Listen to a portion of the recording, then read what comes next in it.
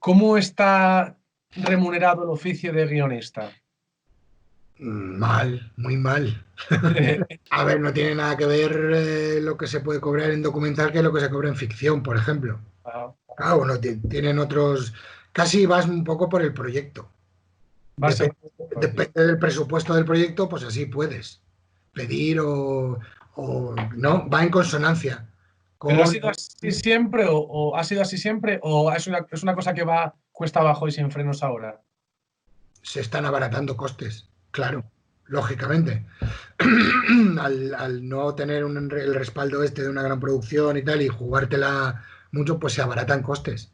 Evidentemente el guión estaba muy poco valorado. Eso es una cosa que está cambiando gracias a los showrunners. Ahora mismo, el, el amo en ficción, en las series, es el showrunner, es decir, es el guionista, porque es el Ujú. que ha parido la historia y el que se sienta en esa famosa habitación rodeado de otros guionistas y empiezan a parir Breaking Bad. Claro. Ahí ese es el amo. Y luego los realizadores, que antes eran los todopoderosos, eran los que mandaban, simplemente se contrata a un realizador para cada capítulo. Eso sí. Pero el showrunner sigue su serie desde la temporada 1 hasta la temporada 8. Entonces, ese vuelco, yo creo que en documental todavía no se ha producido, pero sí que, bueno, un poco más se valora. También hay que tener en cuenta en el campo del país, de España, que como siempre se ha entendido el documental como un reportaje, no se veía la figura del guionista. Más allá de redactor. Redactaba el off, pero eso no es ser un guionista, eso es ser un redactor. Es decir, contrataban a un escritor para que escribiera el off, es decir, que supiera poner sujeto, verbo y complemento, pero no un guionista. Entonces, por eso, claro, en este país tampoco no hay Goya al mejor guión de documental, Fíjate. pero sí hay Goya al mejor guión de ficción, que no me parece ni bien ni mal, me da igual, pero me parece que es un ejemplo. Igual. Por lo menos es curioso, sí. Es un ejemplo. También es verdad que, claro, tal y como funciona el documental, generalmente los guionistas son los directores, claro, porque son proyectos que se los han sacado a pulso, a pulmón. Es Pero bueno, así. pero bueno, también yo creo que debería merecer un. Mira, una especie de también un cambio a positivo en estos últimos Oscar que estuvo nominado a mejor película un documental, no a mejor película documental. Estuvo a las dos, que creo que Sí. hizo historia, que fue a mejor película y a mejor película documental, que era una historia de una mujer que vivía de cultivar miel en un lugar remoto de Kosovo. No la he Ujú. podido ver, no, no, no, no, creo que todavía no la han estrenado en España, pero quizá estén cambiando las cosas. Pero vamos, Yo creo que tú lo has dicho bien, que sí que es un momento dulce para el documental en cuanto que sí que hay plataformas. Bueno, es decir, que si tú tienes una buena idea y tienes la capacidad de rodarlo y hacer bien un trabajo que obviamente tenga unos requisitos tanto de narrativos como de calidad buenos, sí que tienes por lo menos gente que te vaya a escuchar y que vaya a ver tu proyecto. Cosa que quizás antes, no lo sé si ocurría, o quizás era más complicado porque estaba la ficción siempre por delante. es evidente que la apertura de ventanas mejora. Es decir, te dan más oportunidades. Otra cosa es que lo que hagas merezca la pena o no, o encaje en la idea del que compra de una plataforma. Pero antes, en este país, las ventanas eran Televisión Española. Telecinco tuvo una época que hacía algún documental, pero lo abandonó rápidamente. Antena 3 y las autonómicas y las televisiones locales.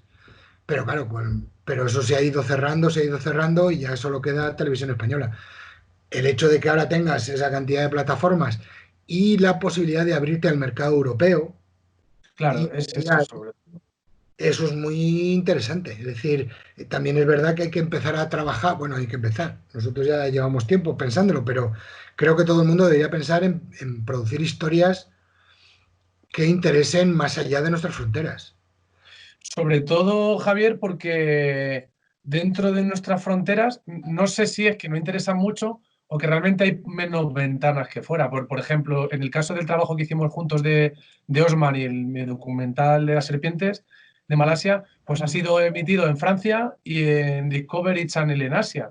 Entonces, aquí aquí lo hablaba con Carlos y tú lo sabes, que aquí ha sido rechazado. Obviamente, por motivos que hay que entender para ellos, que obviamente no controlamos. Pero sí que es curioso o sí que es cierto que es interesante poder producir documentales que tengan cabida fuera de España, porque te va a ser más fácil venderlo. Esa es mi opinión, por ejemplo. Yo creo que sí, que hay que pensar en grande, pero también es verdad una cosa que decía, no me acuerdo quién, que pinta tu pueblo y pintarás el mundo. Es decir, historias locales, pero tienes que hacerlas interesantes. Si es que yo creo que ahí volvemos otra vez a la importancia del guión. Ujú. Tú puedes tener una buena historia, pero tienes que saber contarla para que le interese. Te voy a poner un ejemplo que no tiene nada que ver, yo no he trabajado ni nada. Es un documental que me ha gustado mucho últimamente, Don Quillote. Donkey Ujú. es de un chico, un chaval español, un director español, y es una historia, además tiene, creo que es familia suya, pero bueno, un hombre que se le ocurrió que quería ir con su burro desde Andalucía hasta Estados Unidos para recorrer la ruta de no sé qué indios. Ujú. Y el hombre se fue a pie a la costa. Aquí pensando en un camino largo.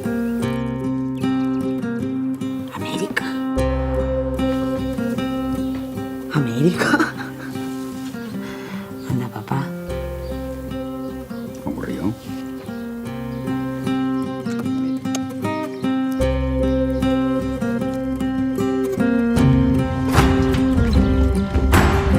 Intentaba encontrar un barco, un carguero que le admitiera a él y a su burro para llevarle a Estados Unidos.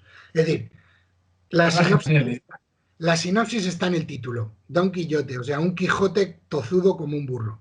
Una genialidad de historia, sí. Pues no puede ser más local.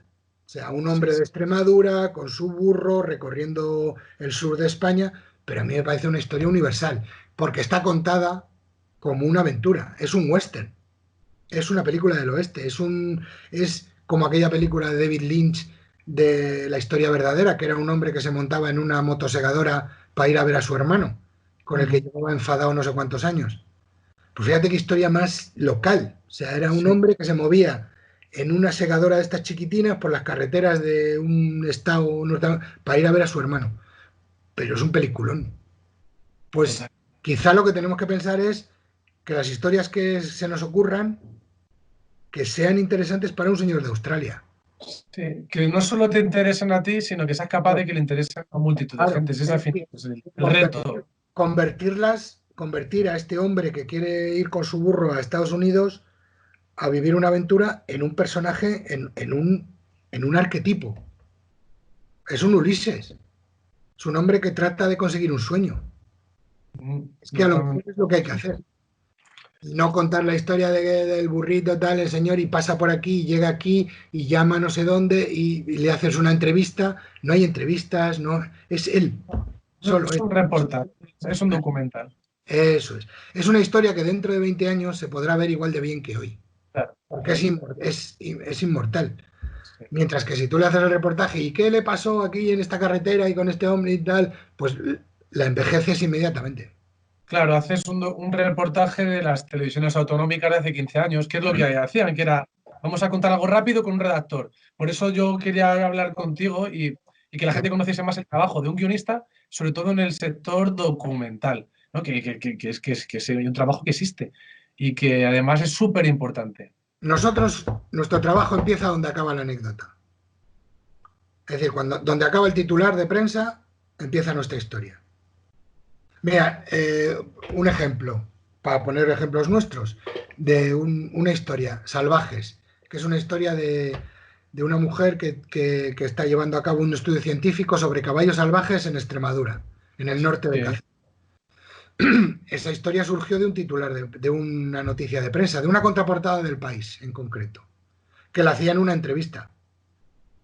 Y claro, tú lo que ves ahí es una mujer de 70 años, de Gales, galesa, científica, o sea, zoóloga, que había estudiado en la Universidad de Londres y tal, que se había empeñado y llevaba adelante un proyecto en el que se había traído unos caballos de raza potoca, que es una raza autóctona de Euskadi, a un monte perdido en el norte de Cáceres, a 2000 metros de altitud, para estudiar su comportamiento en libertad. Ella tenía un recinto de un montón de hectáreas, una zona de monte, y ella nunca ni les tocaba, ni les acariciaba, ni les daba de comer, ni les domaba, por supuesto, ni les ponía herradura. Simplemente iba allí y estudiaba su comportamiento. Ahí hay una historia. Pero claro, ¿qué vamos? Vamos, la entrevistamos. Pues no, vamos a contar la historia de ese sueño, de esa idea, de cómo lo pone en marcha, de cómo es su día a día. Y esa historia le puede interesar. De hecho, creo que lo acaba de adquirir un canal que se llama Horse TV, que hay canales solo sobre caballos. Sí, en Estados Unidos además es espectacular la afición al caballo. Pues esa es la idea, pero cuando lo vean, lo van a entender igual que lo puede entender alguien del pueblo de al lado, donde vive ella. El concepto que has dicho antes de que tu historia se convierta en algo universal, es decir, que puedas ver un documental del otro lado del mundo, del Nepal, y que puedas hacértelo tuyo y poder sentir con ese documental, ¿no? Lo mismo que puede sentir un austriaco o un chino. Es verdad, estoy totalmente de acuerdo. Pero pasa que eso parece fácil, pero muy difícil. Es nuestro trabajo. Exacto. Es el ejemplo que hablamos antes de la mujer, una mujer que vive en un pueblo remoto de Kosovo cultivando miel. No hay historia más local. Y sin embargo ha estado nominada a los Oscar a Mejor Película. En el otro lado del mundo. O sea, yo me parece un ejemplo paradigmático de lo que estamos hablando. ¿Te pasa? Decía, no me acuerdo, Raúl Walsh, decía que solo hay una posición de cámara. Y esa posición de cámara es una actitud moral. Es decir, donde pongas la cámara, estás definiendo. Pues eso también vale para el guión. Es decir, cómo afrontes una historia, definirá la historia. La convertirás en algo que se va con el periódico del día siguiente, que yo no me quiero decir que el periodismo tiene un trabajo y tiene una función maravillosa y única y útil e imprescindible. Pero lo que nosotros hacemos no es periodismo, nosotros contamos historias. Es así. Esa es la diferencia. Y eso es como hay que afrontar cada historia que te surja. Es decir, quiero contar esta historia y cómo la voy a contar. ¿Con qué mimbres? ¿Con qué personajes? ¿Con qué conflictos? ¿Con qué recorrido? ¿Con qué, del punto A al punto B, cómo ha cambiado nuestro personaje? Etcétera, etcétera, etcétera. Hilándolo todo esto con lo que hemos hablado antes de contar historias universales que puedan tener cabida aquí en este país y fuera. Me gustaría hilar ahora un poco con 1080, además también para poner algunos fragmentos que tú trabajas con ellos como guionista y como director también, que para mí, y bueno, para mí yo creo que es algo que es real, que es una de las productoras de España que produce más documentales de naturaleza dentro y fuera de España actualmente, o una de las que más al menos, y tú ahí ejerces como guionista. Cuéntame un poco ese proceso de trabajo, ese truco que ya habéis pillado para hacer estos documentales. Bueno, le aplicamos lo mismo que hemos estado hablando ahora, es decir, qué historia vamos a contar. Sí. Da igual que el protagonista sea un escarabajo o una zoóloga galesa viviendo en Extremadura. O sea, qué historia vamos a contar, quiénes son sus protagonistas y qué va a pasar delante de la cámara. Para esto de la difusión, contamos con una ventaja, y es que el mundo de los animales, el mundo del documental de naturaleza, es un poco diferente en el sentido de que a los que les gusta ver cuanto más diferente sea el animal y menos conocido, mejor. Entonces, trabajas aquí en España, para el resto del mercado europeo, pues están descubriendo una naturaleza, unos paisajes y unos animales que no conocen, que no ven habitualmente, lo cual eso es bastante atractivo. Claro. O te vas, por ejemplo, en este rodaje de África que comentabas, en Guinea-Bissau, pues claro, te vas a rodar a unos hipopótamos que son únicos en el mundo porque son capaces de vivir también en agua salada, con lo cual ya tienes ahí un enganche, y aparte de lo que es un hipopótamo delante de una cámara, que es brutal. Entonces, el mundo de la naturaleza te da la ventaja de que tu espectador ya está muy predispuesto a favor de obra, pero Eso, como ya sabemos, los espectadores son un pelotón de linchamiento. Es decir, tienes 3, 5 minutos de gracia. Como si en esos 5 minutos no le hayas atraído, ni hayas conseguido engancharle, ni le apetezca ver más de lo que le estás ofreciendo, se va a alargar. O sea, va a darle al botón, va a darle al mando y se acabó la historia. Da igual que a ti te haya costado 3 años conseguir que ese cabrón de hipopótamo salga del agua y se pase por delante de tu cámara. Eso a ellos no les preocupa y hacen bien. Ellos quieren una buena historia. Entonces, da igual, la forma en la que nosotros enfocamos las historias y los proyectos en 1080 es igual. Es decir, ¿qué historia vamos a contar? ¿Qué historia tenemos? ¿Qué tenemos aquí? Pues el otro, lo de las grullas que viajan que cruzan Europa para pasar el invierno en Extremadura. Pues bueno, ya tienes ahí un buen principio, es decir, animales que son capaces de recorrer miles y miles de kilómetros para llegar hasta aquí. Pero luego tendrás que contar qué hacen aquí, cómo son, por qué son tan peculiares.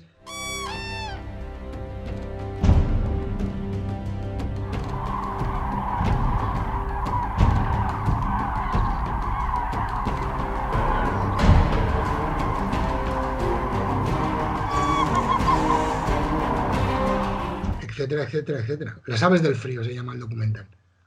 Y su entorno. Entonces lo que tienes que crear es, pues eso, no todo puede ir sobre eso, entonces tendrás que crear pequeñas historias paralelas como una ficción. Personajes secundarios que tienen un desarrollo y tienen una historia que contar en paralelo a lo que ocurre, digamos, con los protagonistas, etcétera, etcétera, etcétera. Lo de siempre, historia, protagonistas y qué vamos a contar, qué va a pasar delante de la cámara. Eso, claro, con los documentales pasa un poco como con los documentales de aventura. Tú puedes calcular más o menos, conoces el comportamiento, porque trabajamos con biólogos muy buenos, muy brillantes, que conocen mucho, son muy buenos, entonces nos van contando y vamos eligiendo, pues mira, esto tal, pero a lo mejor pues no llegas a tiempo, o ese día el abejaruco no quiere cavar y tú pensabas en grabar cómo hacen su nido y él ese día no quiere hacerlo.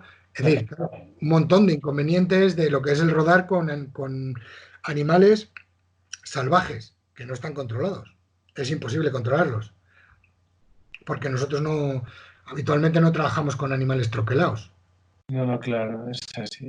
Además, con la complicación que tiene rodar, lo dices tú, animales salvajes, que es complicado. Horas de hide.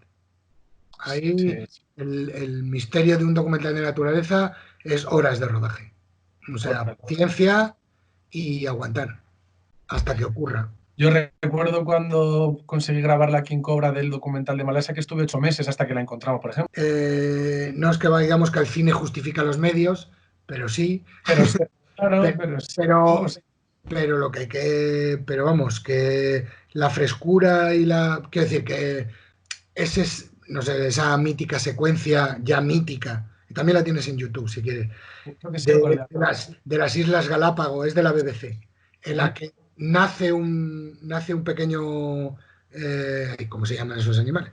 ¿No es un dragón de Komodo pequeño o una lagartija? No, son iguanas. Ah, una iguana, sí.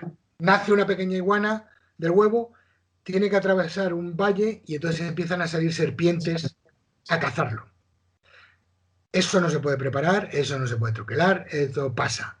¿Qué hicieron? Lo que sí puedes es crear una serie de hilos para poner cámaras en el aire, trabajar con brazos robotizados, no sé qué. Eso sí que lo puedes trabajar. Pero la esencia de lo que pasa delante de la cámara, eso no puede, eso ocurre.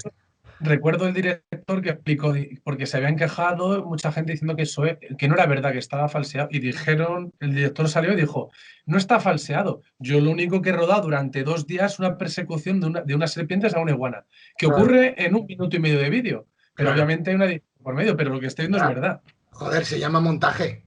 Claro. Amigo, bueno, se llama montaje, ¿eh? Trabajo. Eso es. Contamos historias, no hacemos documentales científicos. Claro, eso es. Claro, es que, a ver, vale, que eso es el producto de 4 días de rodaje, claro. Y hay otra secuencia también mítica que incluso cuando ves el making of ves a la chica, la que lleva la producción llorando, que es unas morsas que debido al calentamiento global se han quedado sin hielo y se despeñan por un acantilado. Y es terrible. Es terrible, pues eso pasa delante de la naturaleza, eso pasa en la naturaleza y ellos lo graban, no lo provocan. Es decir, o hay una historia de unos gansos en Islandia, creo que es en Islandia, bueno, en todo el norte de Europa, que tienen el nido en un acantilado, pero ahí no pueden seguir, porque no tienen para comer, entonces, lo primero que hacen los pollos nada más nacer es tirarse al vacío. Y es, claro, algunos llegan bien y otros no llegan bien. Claro, eso lo habrán rodado durante X tiempo y esa secuencia dura pues 1 minuto y pico, 2 minutos, lo que quieran. Eso se llama montaje y se llama grabación. Pero tú no has cogido a los pollos y los has tirado por el barranco. Claro, claro, total. Bueno, quiero ir cerrando por lo menos una etapa que es la de 1080 y quiero pasar a lo que para mí también, al igual que me pasa contigo con Carlos, que estoy con un montón de admiración, que es a David Beriaín y a su productora 93 metros, ¿no? 97, 93. 93. Que para mí, que tú has currado con David Beriaín también, ¿verdad? No, he estado en la productora, pero bueno, trabajaba más con su socio, con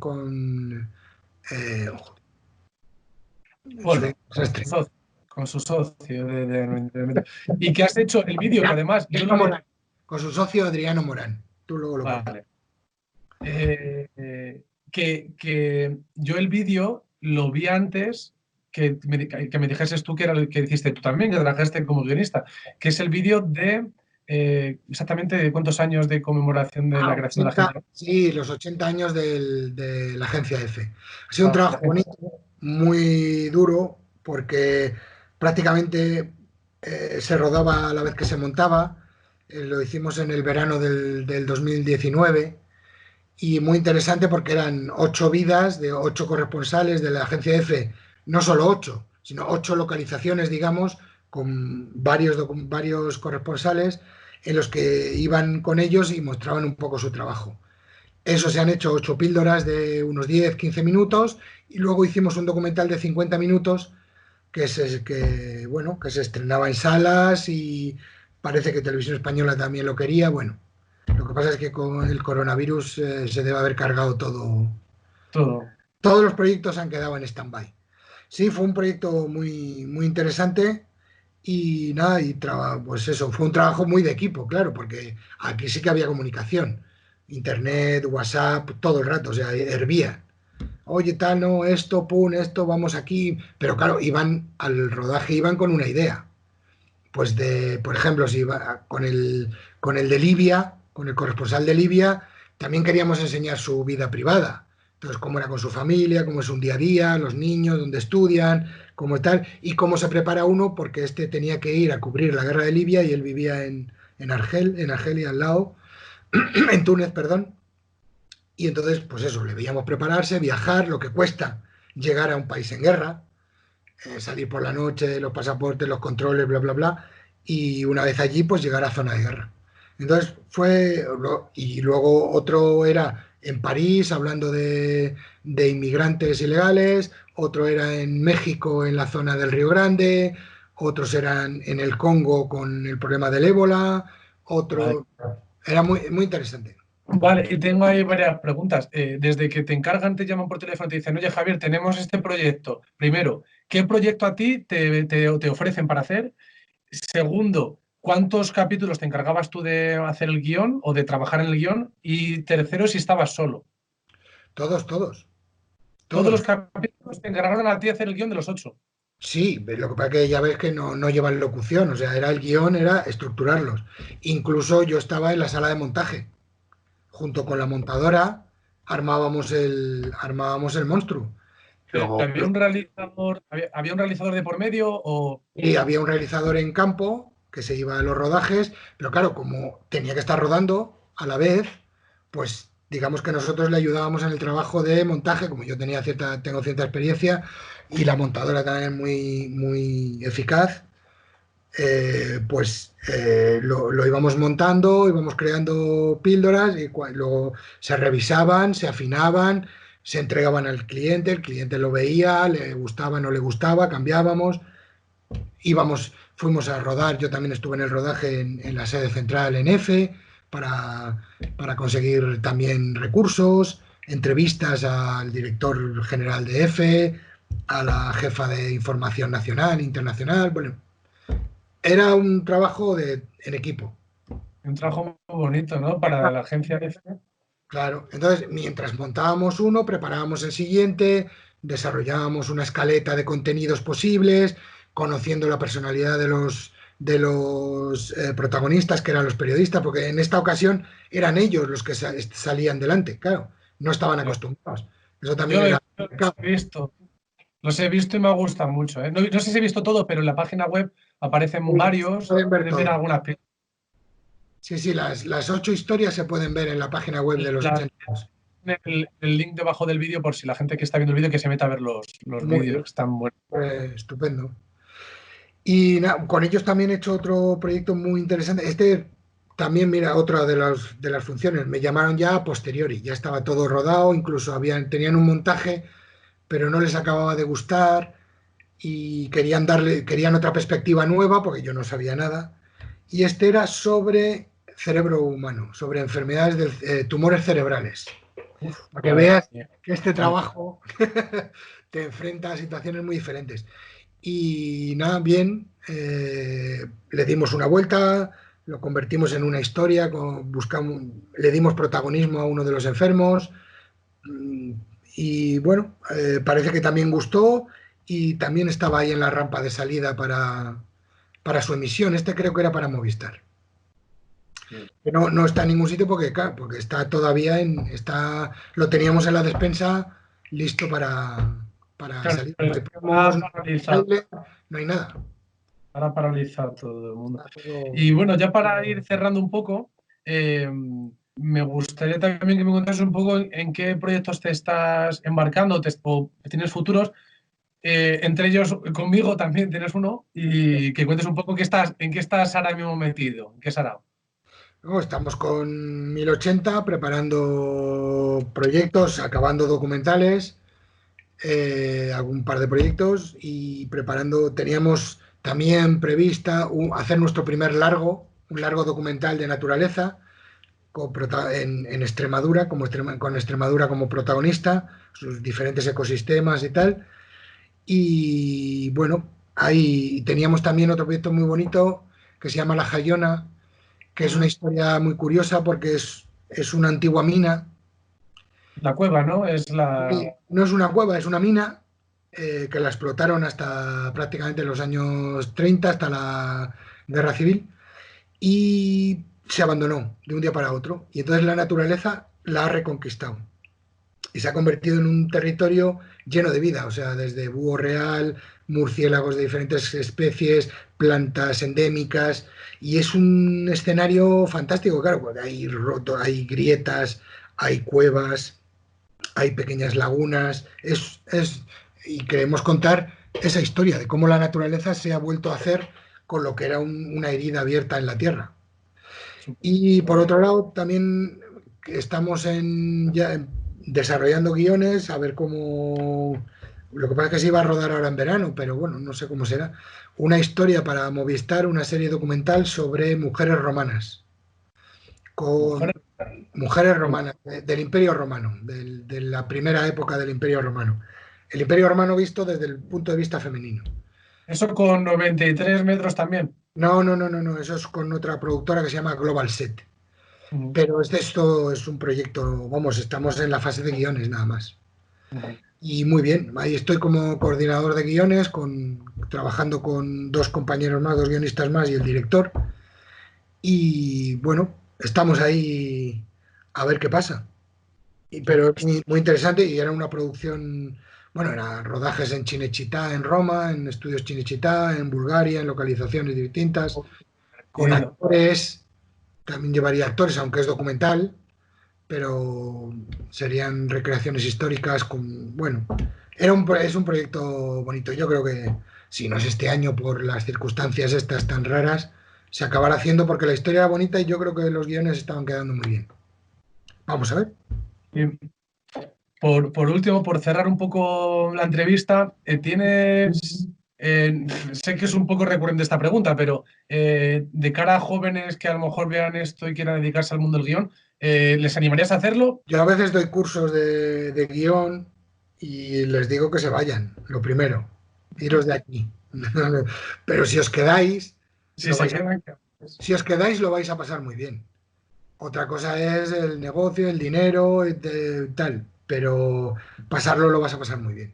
Quiero decir, si te gusta contar historias, a mí me parece que el documental es un territorio para eso súper interesante porque estás manejando algo muy frágil, pero a la vez muy interesante que es la realidad.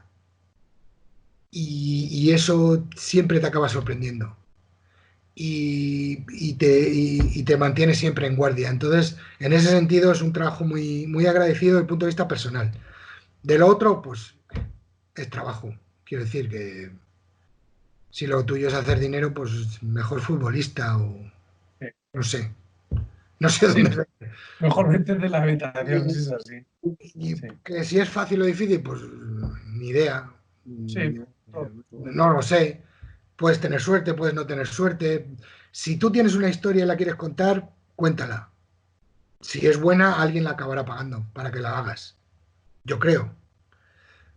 Ahora está el crowdfunding, ahora mismo hay muchísimos más recursos. Quiero decir, ahora mismo con un móvil mediano eres capaz de grabar una historia. Sí, estoy de acuerdo. Sí, sí. Si sabes contarla y creas la intriga suficiente y le provocas el interés suficiente al espectador, que sea un productor, con un móvil puedes hacerlo. Con esa cámara que tienes ahí detrás se hacen maravillas. Claro, no, yo es que estaba recordando que yo, vamos, sigo un aprendizaje brutal y aprenderé durante toda la vida, pero justo hace 4 años cuando estaba yo rodando en Malasia, yo no tenía casi ni pajorera la idea de rodar. Y vi una historia, la rodé y ha salido bien, por la suerte también, y porque me he juntado con buenos profesionales alrededor, pero ¿qué es eso que dices tú? Que al final es, si tienes algunos medios, aunque sean mínimos, y crees mucho en tu idea, lánzate porque no pierdes nada y lánzate. Es un A ver, poco. dicen que Orson Welles, cuando le dijeron que le pagaban Ciudadano Kane, claro, él venía del teatro y de la radio, no tenía ni idea de cine. Lo que hizo fue verse 10 veces La diligencia de John Ford.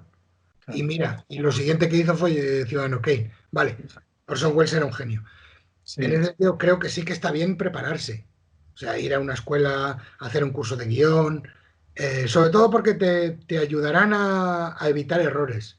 Ir un sí, poquito más prisa. Y si quieres manejar la cámara, seguro que es mucho más útil que alguien te explique cosas, que no que lo vayas descubriendo tú moviendo la ruedecita. Pero si lo que quieres es contar una historia, ponte a contarla. Ya está.